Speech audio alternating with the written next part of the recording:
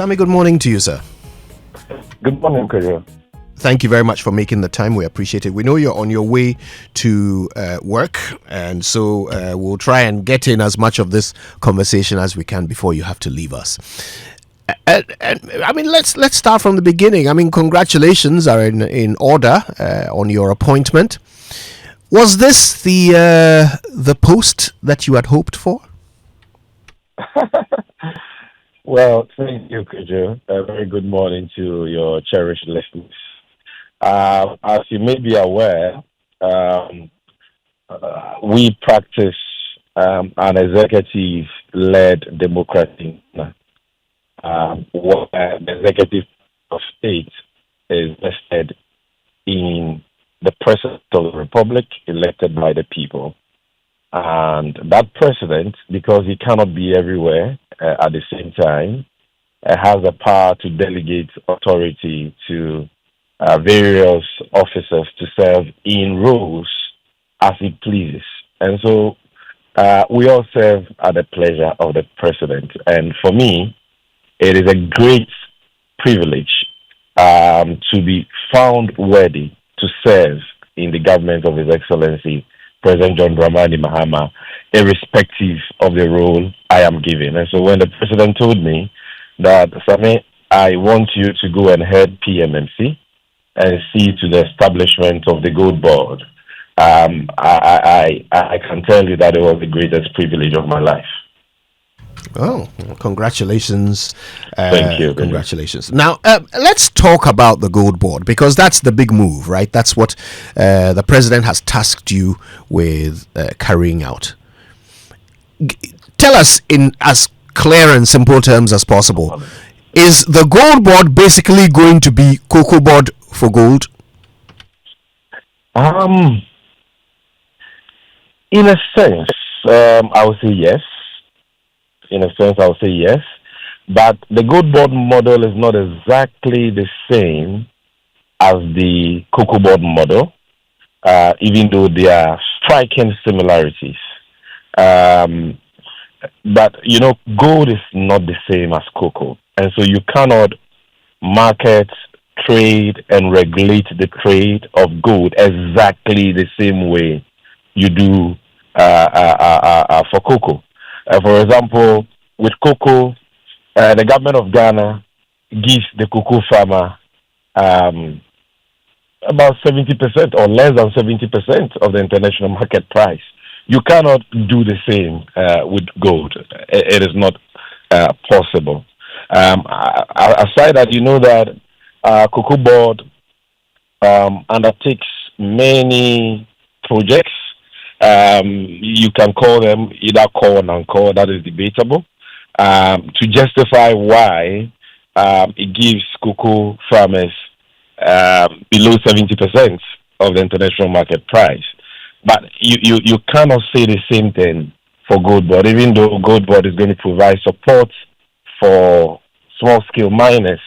We are not going to be very heavy relative to such expenditures that CocoaBod ordinarily engages in. So there are some differences, but where the similarities, lie has to do with the fact that we are going to GoldBod is going to be that central agency that is responsible for the trading of gold from small scale and to some extent large scale mining in Ghana.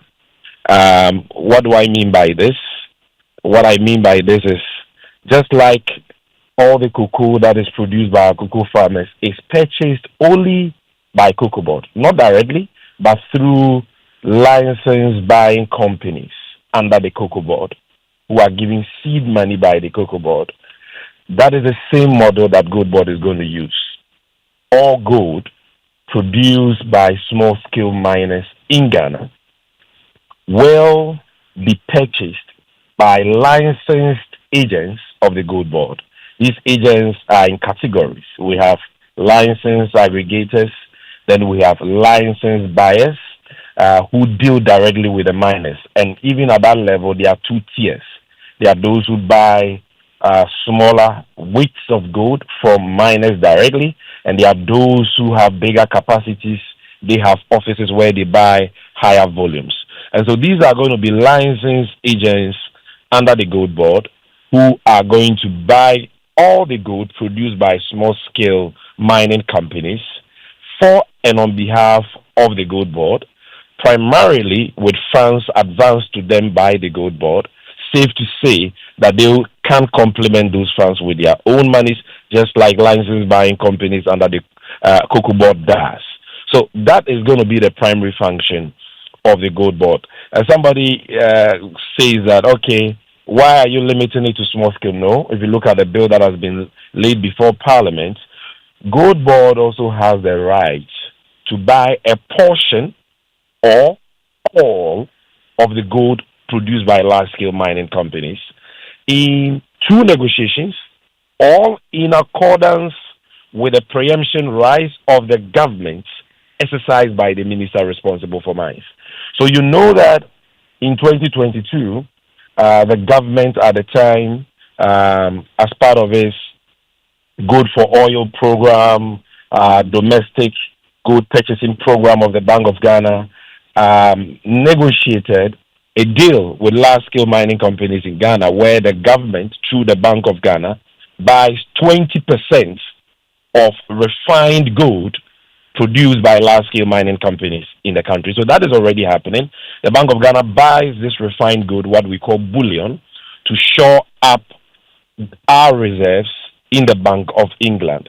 Now, the gold board has a right to go beyond this 20% and say we want to buy 10% more or 20% more if the gold we are getting from the small scale sector is not enough for the realization of our objects. What is the objective of the gold board?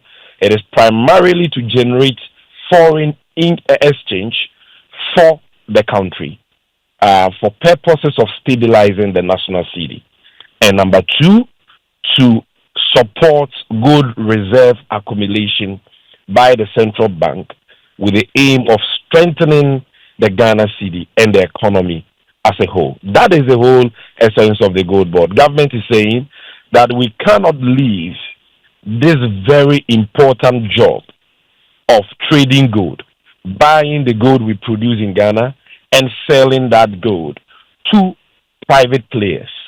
Today, as of 2022, gold exports was being done by bullion traders.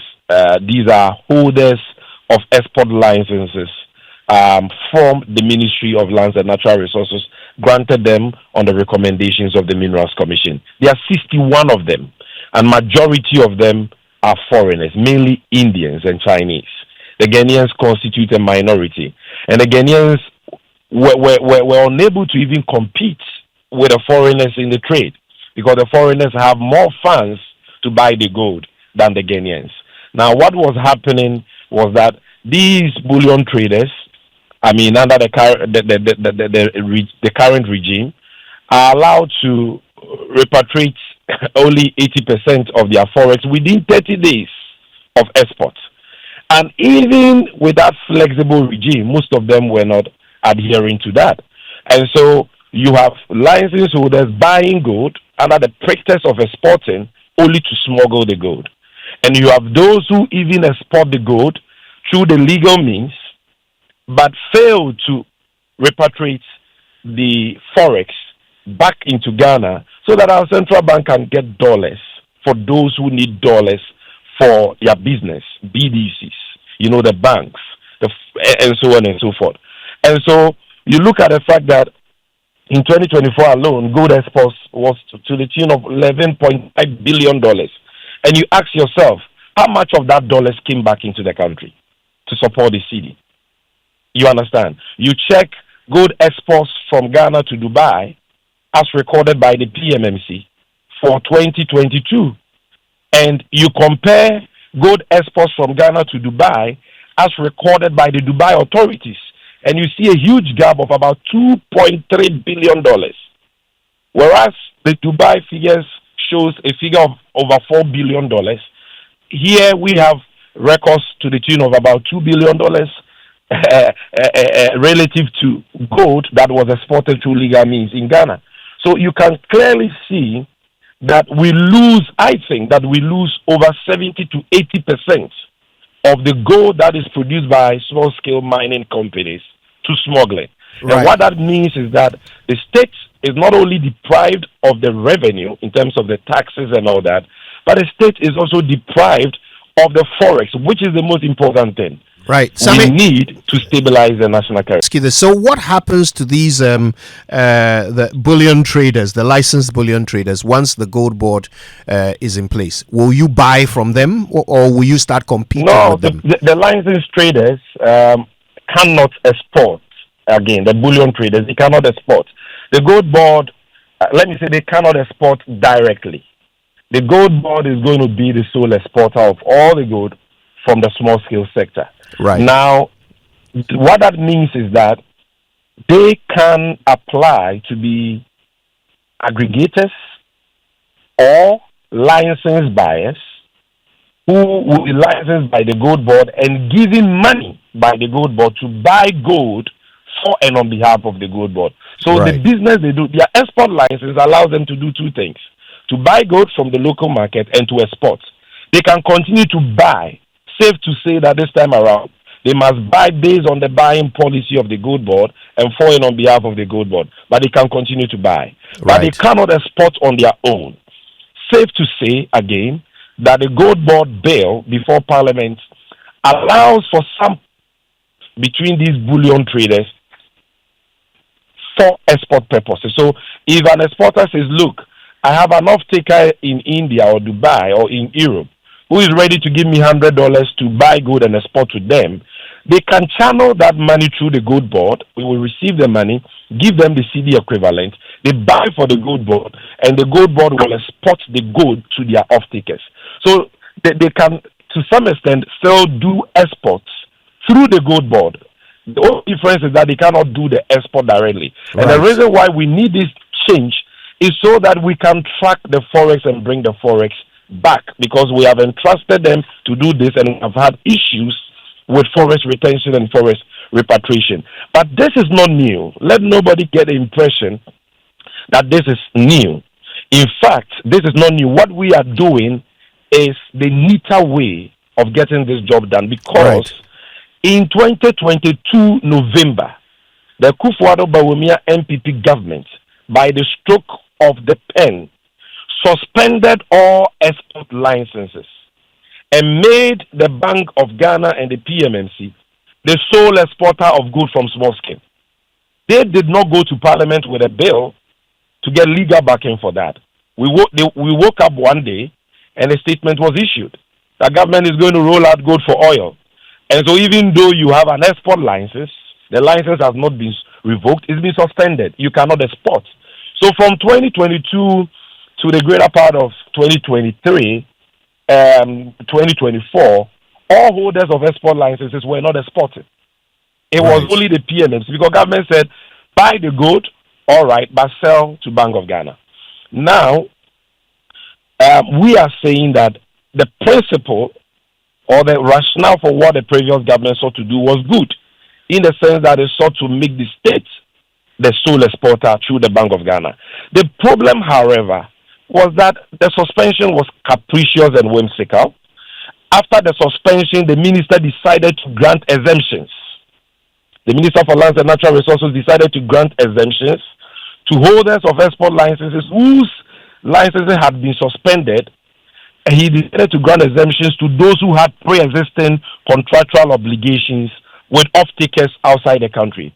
But every exporter has an off-taker somewhere who he has an agreement with, because either than that, then they cannot export. Right, I get that point. So once they introduced that exemption, it made nonsense of the whole policy. Right. They should have granted that for everybody. Sammy, let's talk about it became grounds for favoritism and all that, and they themselves know that they abuse that exemption regime. So we are saying, look, since we came, we've allowed any exporter who wants to export.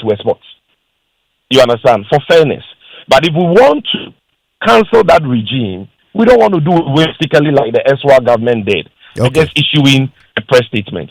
We want to go to Parliament with a bill, and we are saying now the state should be the exporter. Okay. But you, those who were already in that business, whose licenses have been suspended anyway, now you can go into aggregation, you can go into buying directly from miners, and you can even partner the states through the GoldBod for export purposes. All right. Because at the end of the day, it is the Forex we need. Okay, let's talk about these off-takers. Now, as you've explained earlier, the GoldBod may, in some cases, even buy gold from the large-scale mining companies, but not necessarily always. You are going to be focused a lot more on the small-scale miners, right?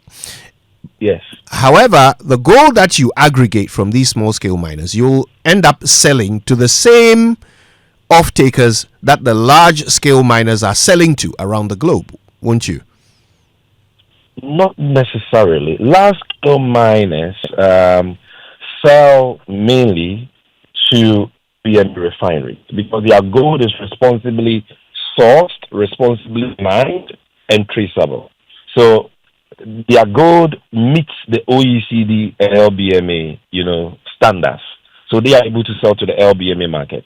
Small-scale mining gold in Ghana generally cannot be sold to the LBMA market. We only sell that gold to Dubai, to India, Hong Kong, China, Turkey, and a few other countries. And there we sell most often at discount instead of selling at spot. So that denies the state of the needed revenue and the needed Forex. And that also undermines the international reputation of gold from small-scale mining. Now, that is the more reason why you need a GoldBod to formalize, to support the formalization of the small-scale sector, promote responsible sourcing and traceability, and ensure that now we can get LBMA market access for gold from the small-scale mining sector. So, for starters, the GoldBod will be selling gold from the small-scale mining sector to two markets. We will be making the effort to sell this gold to LBMA refineries. Currently, it is not the case. But through a deliberate policy of responsible sourcing and traceability, which we are going to champion, we hope to secure LBMA market access for at least gold produced by the licensed small-scale miners. Which means eventually you will be competing with the large-scale miners. We may not be able to trace in accordance with LBMA market standards. We will continue to sell to Dubai and India until such a time that we are able to regularize the sector, streamline the sector, improve responsible sourcing and traceability to cover the entire sector, where we will sell the gold to the same buyers. Right. That the large-scale mining companies. Which means eventually you will compete with the large-scale miners. Well, are you not concerned that these big mining companies in Ghana will then start making their future plans with this fact in mind, that eventually the government of Ghana will be competing with them for customers? No, not at all, because the buyers upstream don't even get enough gold. You understand? They don't even get enough gold. Rand Refinery will tell you, the only LBMA refinery in Africa will tell you that they are operating far below capacity.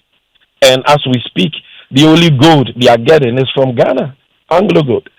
And so they are even making the effort to buy gold from ASM, artisanal small-scale mining sector in Ghana, because they need the gold and they are not getting the gold. And that is why the LBMA, as I speak to you now, are even championing a policy of responsible sourcing and traceability for,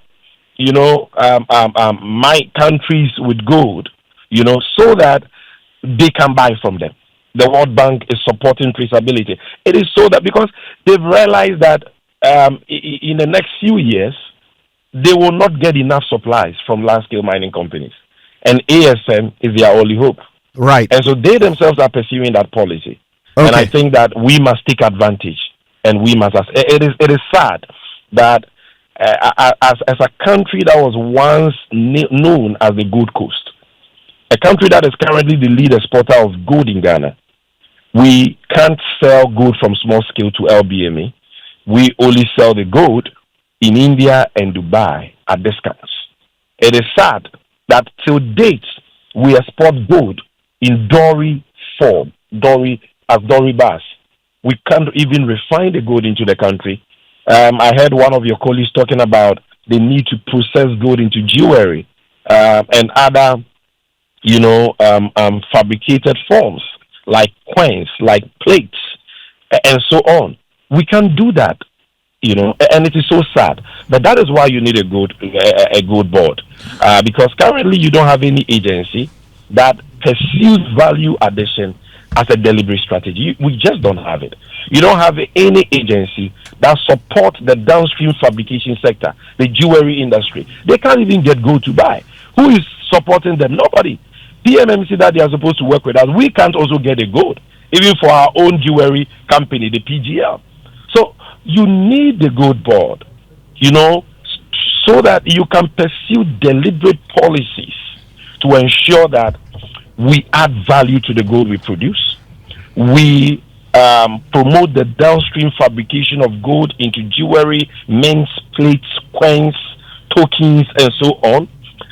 And aside that, we are able to track the export of our gold and bring back all the Forex, not 80%, not 20%, 100% of the Forex. Not within 30 days, as the current regime says, but within 3-4 days maximum, so that we can have enough dollars. Look, every week, the finance minister is making available to us money to buy 3 tons of gold. That is not enough to mop up all the gold that is produced by the small-scale mining companies. It is not enough. But at least it is a seed money to start. But even if we are able to buy that alone, that is the equivalent of, say, some 4-point-something billion cedis. It means that the minister doesn't have dollars, he's giving us cedis. If we are able to do this, buy these 3 tons, it means that every week, GoldBod will be able to bring into the country minimum $250 million. Mr. Sammy Gyamfi, imagine what that would do for our economy. So Ghanaians based on this, how are we exporting gold now? Since you took office, how does Ghana export? So, since we took office, okay, you have, first of all, let's talk about how Ghana buys gold and exports so that you understand the picture. So now, 2022, before 2022, you had holders of export licenses buying gold. Most of them are foreigners. So they buy the gold, they export. Okay? And like I told you, they smuggle the greater part of it. Nobody can debate that. The data is clear on that. Then the government came through good for oil, good for Forex, good for reserves, these programs that was rolled out by the Bank of Ghana. I said, look, now you can buy, but you can't export. Give it to Bank of Ghana. PMMC will buy for Bank of Ghana. Bank of Ghana will export. Great idea, but poorly implemented in what sense? In the sense that as the Bank of Ghana was buying MIF, Minerals Income Investment Fund, said, the Bank of Ghana's money is not enough. The Forex they are bringing is not enough. So the vice president, chairman of the economic management team, told MIF that you to go to the market and buy. So they also went to the market with with our mineral royalties to also buy gold. So you have Bank of Ghana in the market, you have MIF in the market competing themselves with public funds. Then you have PMMC also in the market because we give licenses to gold dealers to buy gold, and we also as an agency go and buy gold for Bank of Ghana as the aggregator. Then you at the same time you had the holders of export licenses, Indians, Chinese, Ghanaians competing. So what we have currently is a chaotic system, and that is what is fueling the smuggling. You know why? Because Bank of Ghana doesn't have the mandates, the powers, the locus to fight smuggling. So its strategy for dealing with smuggling is to outprice smugglers, and that is why the Bank of Ghana buys gold from the local market at international spot price and at black market price. Nowhere in the world is gold bought locally at international market price and at black market. I'm trying to Informal understand rate. something, Mr. Sammy Gyamfi, if you'd allow let me. me just land here. Mm-hmm. So, because the market is not sanitized and regulated, and everybody is scrambling for the little gold with money, including state agencies competing among themselves, the local market price of gold has gone about, out of the roofs. It's the highest you can find in Africa. And so, those who are not beneficiaries of Bank of Ghana's money have all lost their businesses. All those exporters, they've lost out. If you don't get Bank of Ghana money, and therefore you can't buy at that high price for the Bank of Ghana, it means you can't get gold to buy. What you can do is to wait. When the Bank of Ghana doesn't have money in the market, you buy some small gold and you smuggle it. And then MEF is also compelled to also compete with Bank of Ghana and buy at those outrageous prices. And so that is why you heard that MEF has made over $94 million in losses. Then you have the Indians and these exporters who are all complaining, we are not getting Bank of Ghana money. Bank of Ghana has spoiled the market. They are buying gold at prices that we can't compete. All of them also engaging in smuggling. How do we export the gold? Bank of Ghana gives money to PMMC and another aggregator, buys gold from small scale. We assay the gold. We, as PMMC, export the gold for Bank of Ghana. The Bank of Ghana doesn't pay 1.5% withholding tax. Then you have others who come to you and say, our export licenses were suspended by the previous government. By the minister gave us exemptions. So allow us to export. And we allow them to export. Then you have a third group who come and say, our export licenses were suspended. We were not given exemptions, and we think we were treated unfairly.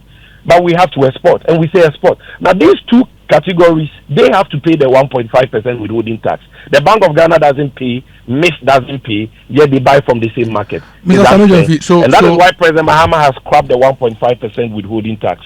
With all these you are saying, I'm getting the sense that there's a market and there's an industry which needs regulation, monitoring, and evaluation. For example, if we liken the GoldBod to CocoaBod sits up there, they take syndicated loans, they have licensed buyers who buy the cocoa for CocoaBod. We set a floor price every season, and then based on that, they buy. So if PMMC, for example, doesn't have enough money, and the BOG cannot give it enough money, and an institution like MIF that has extra funds because they are holding on to our royalties, and other aggregators decide to buy gold, shouldn't the solution just be ensuring effective regulation, ensuring that we set the price, we do proper monitoring and evaluation of the whole value chain, so the industry just keeps moving without the establishment of a new institution? But who has to regulate it? That regulation is a function of law. And currently, you don't have any agency who is given that power to regulate the trade. The PNDC law 219 that established the PMMC in 1989 gave it power to buy and sell gold and also to license gold buyers. Okay? However, the Minerals and Mining Act 2007 also gives power to the Minister for Lands and Natural Resources on the advice of the MINCOM to also grant export licenses, and the export licenses also allow the holders to also buy and sell. Therefore, you have multiple agencies licensing gold dealers in the same market. Who regulates who? So that is why you need to amend those laws and now vest that power of regulation into one agency. It is a more reason why you need GoldBod. So help us understand the process and how GoldBod is going to enable us prevent. Let me finish answering your question. Mm-hmm. So you need GoldBod precisely because you want coordinated, well streamlined regulation. You don't want to have multiple regulators. That's number one. Because currently you have multiple regulators who don't even have the power to do what they are doing. You understand? Mm-hmm. In terms of smuggling, what power does PMMC has today to fight smuggling? The responsibility of the security agencies, and that is secondary for them. You understand? So that's number one. Number two, if you say, okay, people are buying, the only problem is regulation, so solve that. Okay, so you solve that through having one centralized agency with the power to regulate the sector. Are you sure that those buying will bring you back the Forex? The answer is no. Because we have tried the system for decades. And we have seen over and over again that gold from Ghana that ends up in Dubai alone, not to even talk of India, is far higher than what we record here. Twice as much. If we record $2 billion, they in Dubai record $4 billion, $5 billion. Because the chunk of the gold is exported, it's smuggled. So Sammy Gyamfi, from the pits, these people, so just like cocoa, look, cocoa in terms of value does not compare in any way even to gold. I agree with you. Gold can give Ghana 10 times more than what cocoa can give us in fact, terms of post this interview, we will share with listeners some data we've put together of the past 5 years when it comes to gold exports and what could really have accrued to Ghana. But if you'd allow me to ask this, my final question. No, let me make this point. Let me finish this comparison I'm making between gold and cocoa. Okay, go ahead. I'm saying that gold can give Ghana 10 times more Forex than what cocoa gives us. So why is it that with cocoa, Ghana from, ages ago decided that we have to be the sole exporter? But for gold, we want different people to export. And the dollars doesn't come back. And our CD keeps on getting weaker and weaker. Today on the black market, if you want $1, you need more than 16 Ghana cedis. Are we not all worried? Why is it that we mine gold at great cost to the environment? Those who are mining the gold don't pay royalties. The only tax they were paying is corporate tax and this 1.5% withholding tax. Now the 1.5% withholding tax is also being taken off. And when they mine the gold, they can sell the gold to whoever they want. The chunk of the gold is smuggled. The dollars doesn't come back. You are not getting revenue. You are not getting Forex. So what are we getting from this mine? Yes, that's so what. At least we can get the Forex back. Yes. Through an agency that will centralize the purchasing and the trading. Then mining is making sense. Which I agree with you. We all agree with you that this is a great approach. But back to your cocoa comparison, even though we've centralized the export of cocoa and the cocoa activities under GoldBod, there is still a lot of smuggling that goes on.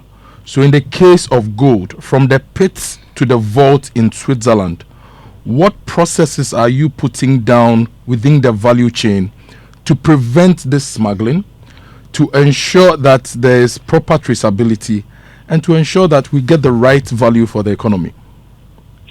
Thank you for this question. It's a very important question. Smuggling, no one can totally eliminate smuggling. It's like any other crime. You can't eliminate crime. But with the right systems and policies, you can mitigate it. You can reduce it to the barest minimum. And that is what GoldBod will do. How? Number one, availability of liquid to mop up gold that is produced by small-scale miners. If government says GoldBod is responsible for buying all the gold from small-scale miners, but GoldBod doesn't have enough money to buy the gold, the miner doesn't have a choice. When he mines the gold, he wants his money.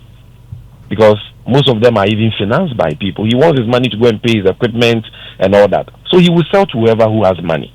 So if government wants to buy so that smugglers don't get the gold, government must have enough liquidity to mop up all the gold that is produced. That is why, for the first time, you're seeing the Ministry of Finance make some seed money allocation for a state agency to buy that gold. That is the first reason. The second reason is that when there are too many taxes on the exports of gold by individuals, or the buying policy is not fair and competitive, the price at which you are buying the gold from the miners is not fair, it is not reasonable, it is not competitive, then they will give the gold to smugglers, because smugglers will offer them better prices.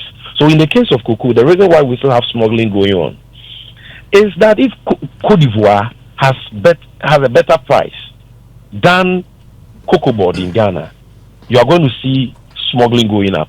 Anytime Ghana has a better price, you will see even cocoa coming from Cote d'Ivoire to Ghana. So at the end of the day, we can't buy gold at spot, because we are going to buy and sell, and there is cost before you sell.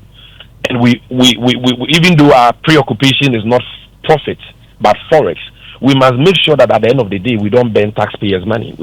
So we will obviously have to buy at a certain discount, but we must make sure that we involve all stakeholders in setting that discount, and make sure that the price at which we are buying is fair to the miner, guarantees reasonable profit for the miner, all the traders involved in the trade, and the government. And so if you have a fair buying policy, then you can deal with smuggling. Also, if you reduce the taxes on export, now that the government is going to be the sole exporter, you don't need a 1.5% withholding tax. You don't need all those export taxes. And so that also helps you to deal with the problem. After all these things are said and done, no matter what you do, there are still some people who are going to smuggle. Why? Because gold is a commodity that is used for money laundering, used in washing money, used for settling smuggled goods, and so on and so forth. So whether you like it or not, even if you remove all the incentives for smuggling, people will still smuggle. That's why I asked if you could take us through the process from the pit all the way to the vault. For example, we know that there are some people who fund small-scale miners and would want to offtake this gold and use it for their own purposes. We know that there are different players, middlemen along the value chain. So do you have a strategy that ensures that at every level loopholes are being closed? In the cocoa space, for example, there are traceability officers, there are extension officers, there are all sorts of different levels at the government level, and at the private sector level, the LBC level, there are different levels of monitoring and evaluation, scrutiny, security. Okay, so you have a buyer. No, you have a miner. The miner mines the gold. We are saying that nobody can buy from the miner unless he's licensed by the GoldBod to buy for and on behalf of the GoldBod. So we license two categories of people: one who directly interfaces with the miner, and one who is sitting in an office in Takwa or Dunkwao buying the gold, also from miners at a bigger scale or from the sub-buyers. So all these people are licensed. We are going to ensure that we have these people in a good number of them in all the 13 mining regions, so that they are close to the miner. Okay, so if they are close to the miner, then it improves the ability of the GoldBod to get the gold before the smuggler gets. So we are going to make sure that our license agencies are very close to miners, and that they have enough money to buy the gold once the gold is produced, and that they buy the gold at a fair price. And when these buyers buy the gold, they must bring the gold to the aggregator who deals directly with the GoldBod and who has been given funds by the GoldBod, or is using his own funds to buy the gold for the GoldBod. So they bring the gold to the aggregator, then the aggregator then brings the gold, after it is smelted, brings the gold to GoldBod at our sale lab. We assay the gold, we export. Upon export, we get 90% payment. The dollars comes in, 90% of the dollars will come that same day. 48 hours, we get at least 10% of the dollars coming after. So this is the system, and we have GoldBod. We are going to have GoldBod inspectors. If you look at the bill, and I don't know whether you have a copy yet. If you don't have, I'll share a copy with you. Please do. We see that we have GoldBod inspectors. They have powers of seizure, entry, search, and all that. They have powers like police officers who will be recruited, assigned to the various regions and mining areas to ensure that everybody buying gold is licensed, even those licenses are buying gold in accordance with our policies. They are issuing GoldBod receipts, the same receipts everywhere across the country, the same price for gold everywhere across the country. They are keeping records for auditing purposes and all that. So we are going to do all that, to ensure that even our own licensed agents don't abuse the process, and those who are not licensed are rooted out. And let me sound this caution. No foreigner, and I repeat, no foreigner, be it an Indian or Chinese, will, after the GoldBod commences business, have the right to go and buy gold from a miner. No way. We are cancelling that regime. Ghanaians can buy gold for the GoldBod, just like Ghanaians buy cocoa for the cocoa board. We don't need foreigners to come and buy that. If you are a foreigner and you want gold from Ghana, we are happy to sell gold to you. Mr. Gyamfi, come to the GoldBod. Well, so you were making a point. Yes. So essentially, by the time this GoldBod bill is passed into law or an act, it will seek to revert us back to what the PMMC in 1989 sought to achieve: monopoly. Is this what it will do? It will take us right back to the original purpose of PMMC. Yes, it will take us to the original purpose of the PMMC. Safe to say that this time around the regime will even be better, because that regime, PMMC did not have any seed money from government. PMMC's enforcement powers, if you look at PNDC Law 219, also weak. They didn't have a tribunal, they didn't have inspectors, they didn't have powers of arrest, they didn't have all these things. Well, so then repeal that existing law. The GoldBod bill, which is currently before Parliament, it is much richer in many aspects than what the PMMC had. And by the way, that PMMC regime, which was introduced on the back of PNDC Law 219, did not introduce a monopoly. It made the PMMC an agency with a right to buy and sell gold, but it didn't make it the sole authority to buy and sell. So it didn't have exclusive rights. That's number one. It didn't also have, PMMC didn't have an export right. It didn't have. It could grade as a value gold, but it was not also given a national assayer status by law. You get my point? So if you look at PNDC Law 219, which by the way has been repealed by Act 461, it doesn't give the PMMC any export function.